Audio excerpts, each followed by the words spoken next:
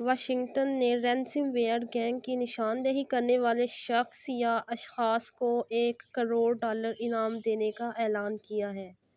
Washington نے روس میں مقیم گروپ کو اس آن لائن حملے کا ذمہ دار ٹھہرایا ہے، جس کی وجہ سے مئی میں امریکہ کے مشرقی حصوں میں تیل کی سب سے بڑی پائپ لائن بند ہو گئی تھی۔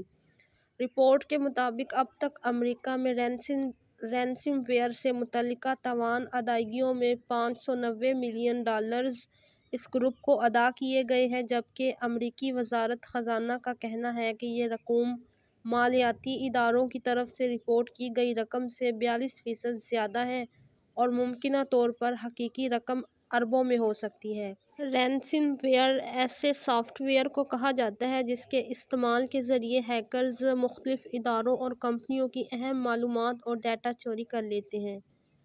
سائبر بھتہ خوری میں کسی کمپنی یا ادارے کے ڈیٹا کو انکرپٹ کرنے کے لیے اس کے نیٹ ورک کو توڑا جاتا ہے، پھر تاوان کا مطالبہ کیا جاتا ہے۔ عام طور پر اسے کھولنے کے لیے جو چابی درکار ہوتی ہے، اسے حاصل کرنے کے لیے کرپٹو کرنسی کے ذریعے تاوان ادا کیا جاتا ہے۔